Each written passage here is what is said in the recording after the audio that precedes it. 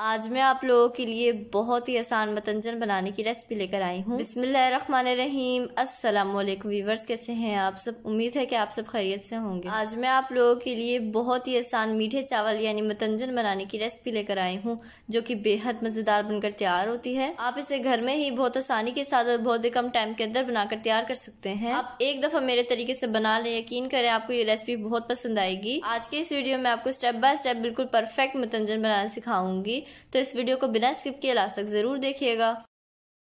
तो चलिए आइए बनाना स्टार्ट करते हैं। तो यहाँ चूल्हे के ऊपर मैंने एक पतीला रख लिया है। इसके अंदर ऐड कर रही हूँ पानी, तकरीबन 1 लीटर के बराबर पानी ऐड कर रही हूँ। और ऐड करने के बाद पानी को बॉईल कर लेंगे। तो ये देखिए पानी में बॉईल आ चुका है। अब इसके अंदर ऐड करेंगे चावल। तकरीबन 1 कप मैंने चावल लिए थे, इसे मैंने 2 घंटे पहले भिगो दिया था। तो ये सेला चावल मैं यूज कर रही हूँ। तो ये देखिए 2 घंटे भिगोने की वजह से चावल अच्छी तरह गल चुके हैं। अब इसे पानी के अंदर ऐड कर देंगे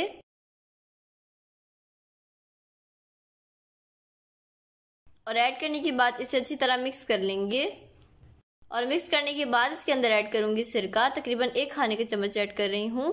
और ऐड करने के बाद इसे अच्छी तरह मिक्स करेंगे और इसे इतना पकाएंगे कि चावल अच्छी तरह गल जाए, यानी पूरा 100% चावल गलना चाहिए। क्योंकि जब चावल को शीरे के अंदर ऐड करते हैं तो चावल नहीं गलता है, इसीलिए हम इसे पूरा 100% गलाएंगे।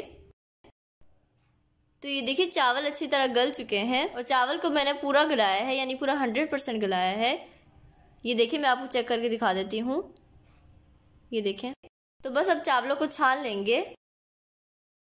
और यहाँ चूल्हे के ऊपर मैंने कढ़ाई रख ली है। इसके अंदर ऐड कर रही हूँ घी, तकरीबन 1/3 कप ऐड कर रही हूँ, यानी आधा कप से थोड़ा सा कम। और यहाँ मैं सॉलिड फॉर्म में मैंने घी लिया है। अगर आप लिक्विड फॉर्म में लेंगे तो आप आधा कप लीजिएगा।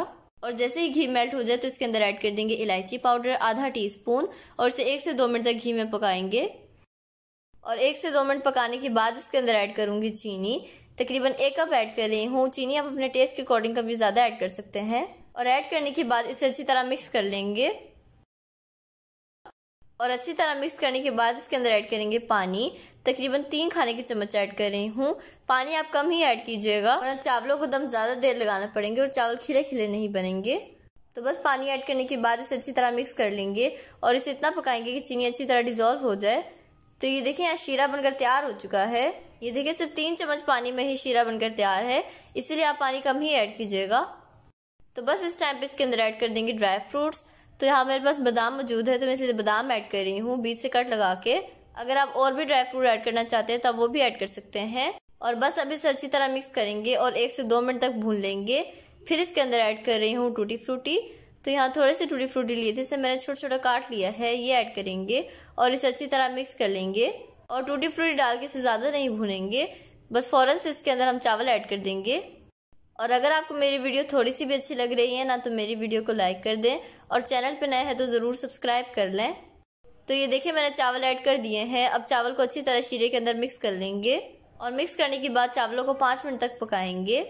तो यहाँ चावलों को मैंने 5 मिनट तक पका लिया है। अब फ्लेम को बिल्कुल लो कर देंगे और इसे दम लगाएंगे, तवे का दम लगाएंगे। लेकिन अगर आप नॉन स्टिक बर्तन यूज कर रहे हैं तो आपको तवे का दम लगाने की जरूरत नहीं, आप इसे ऐसे ही कवर कर दें और इसे कवर करके तकरीबन 10 मिनट तक पकाएंगे लो फ्लेम पे। तो यहाँ चावलों को पकते हुए तकरीबन 10 मिनट हो चुके हैं।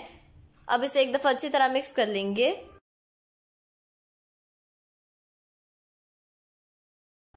और अच्छी तरह मिक्स करने के बाद अब इसमें अपनी चॉइस का कोई भी कलर ऐड कर सकते हैं। तो यहाँ मैं फूड कलर ऐड कर रही हूँ, येलो फूड कलर, साथ रेड फूड कलर ऐड कर रही हूँ और ग्रीन फूड कलर ऐड कर रही हूँ जो मेरे पास अवेलेबल था।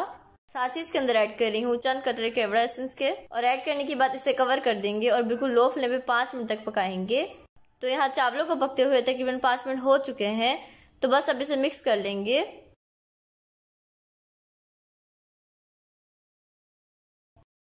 तो ये देखिए चावलों को मैंने मिक्स कर लिया है। तो चलिए अब इसे डिश आउट कर लेते हैं। बिस्मिल्लाहिर्रहमानिर्रहीम। ये देखिए माशाल्लाह कितना जबरदस्त बनकर तैयार हुआ है और एक एक दाना खिला खिला बना है। साथ ही मैं इसके ऊपर थोड़े से बादाम भी रख रही हूँ और थोड़े टूटी फ्रूटी भी रख रही हूँ। अब मैं इसके ऊपर थोड़ी सी मिठाई रख रही हूँ। आप जो भी मिठाई ऐड करना चाहते हैं आप ऐड कर सकते हैं।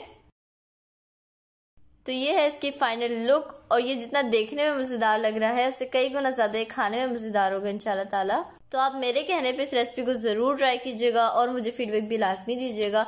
तो आई होप आपको ये रेसिपी बहुत पसंद आई होगी। अगर आपको मेरी रेसिपी पसंद आए तो प्लीज़ मेरे चैनल को सब्सक्राइब कर दें, बेल आइकन को प्रेस करना ना भूलें। वीडियो अच्छी लगी तो लाइक और शेयर करना ना भूलें। तो नेक्स्ट वीडियो तक अल्लाह हाफिज़।